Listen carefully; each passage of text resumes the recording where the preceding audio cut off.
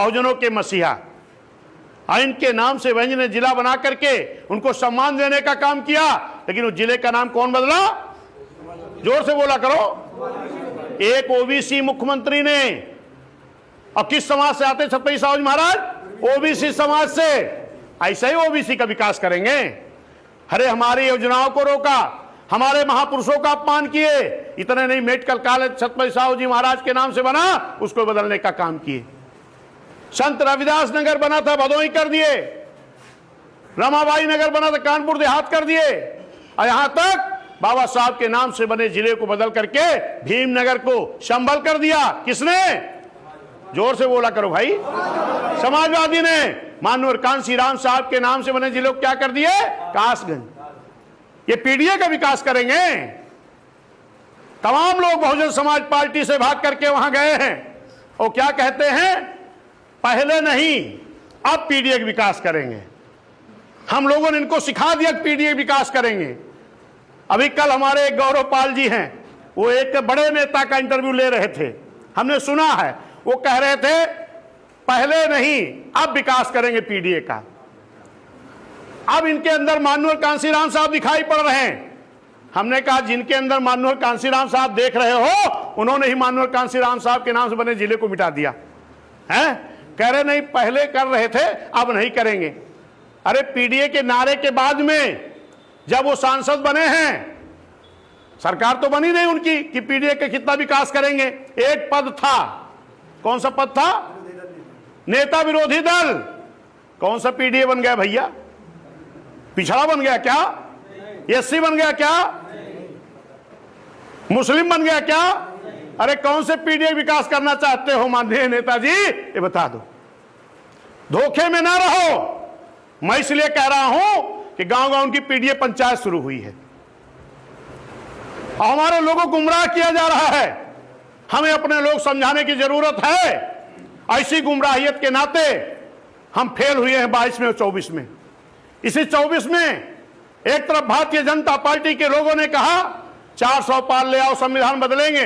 इन्होंने कहा संविधान बचाएंगे। ये संविधान बचाएंगे जिन्होंने हमारे आर्टिकल को बदल करके हमारा नुकसान किया है। सावधान रहना है। इसीलिए माननीय बहन जी ने कहा मजबूती के साथ बूथ गठन कर लो, मजबूती के साथ सेक्टर कमेटी बना लो। अगर हर बूथ पर मेरे लोग मजबूत हो गए तो इनकी कोई चाल चलने वाली नहीं है। अगर बूथ पे हमारे मजबूत लोग हो गए, माननीय बहन जी ने जो काम किया है, जो काम इस देश की सरकारों ने 75-76 सालों में नहीं कर पाई, वो काम माननीय बहन जी ने 6 साल 6-7 महीने में करके दिखाने का काम किया है। किया कि नहीं? अगर यही काम हमारी बूथ कमेटी, सेक्टर कमेटी के लोग गांव गांव जाकर के बता देंगे कि किस तरह आपके साथ धोखा हो रहा है, किस तरीके बहन जी ने योजनाओं को लागू कराया था, किस तरीके लोगों ने योजनाओं को बंद किया है, अगर ये बताने में सफल हो गए आप, तो आप क्या कोई बूथ हारोगे क्या? बूथ हारोगे क्या? अगर बूथ नहीं हारोगे, अगर बूथ आप जीतते हो तो विधानसभा जीतोगे कि नहीं? और विधानसभा जीतोगे तो मुख्यमंत्री कौन बनेगा? माननीय बहन जी, तमाम लोग कहते हैं कैंडिडेट कौन रहेगा, बोल देना हाथी। कैंडिडेट कौन होगा? वोट कहां देना है, जिताना किसको है, सरकार किसके बनानी? हाथी की। सब कुछ हाथी। कह दो कैंडिडेट जो बहन जी भेजेंगे वो देखा जाएगा। लेकिन हम बहुजन समाज पार्टी के लोग गांव गांव जाकर के चौपाल लगाएंगे, अपने लोगों को समझाएंगे, हाथी के लिए वोट मांगेंगे, हाथी को वोट देंगे, हाथी को जिताएंगे और हाथी की सरकार बनाएंगे। सही है कि नहीं? जिद ठान लो, जिद। क्या जिद करके जाना है? क्या जिद करना है? सरकार बनाना है। अब की 2027 में माननीय बहन जी को मुख्यमंत्री बनाना है, बनाना है, बनाना है, बनाना है। इसकी जिद करके जाना है। समझ गए ना? हे मेरे साथियों, जो प्लानिंग बहन जी दें हम उस पर काम कर ले जाएं बस। अलग से हमको दिमाग नहीं लगाना है, अलग से कोई दिमाग नहीं लगाना है। अभी नारा लगा रहे थे माननीय दिलीप भाई, हमारे सुरेश भाई भी, उसी में एक नारा और जोड़ दो, जिस झंडे में हाथी होगा वही हमारा, जिस झंडे में हाथी होगा, और जोर से, जिस झंडे में हाथी होगा ये, क्योंकि तमाम बहुरूपिये अभी मान्या बहन जी कुछ दिन पहले बोली थी कि भारतीय जनता पार्टी, कांग्रेस, समाजवादी की पार्टी की तरफ से उनके इशारे पर तमाम लोग बरसाती मेढक की तरह आएंगे।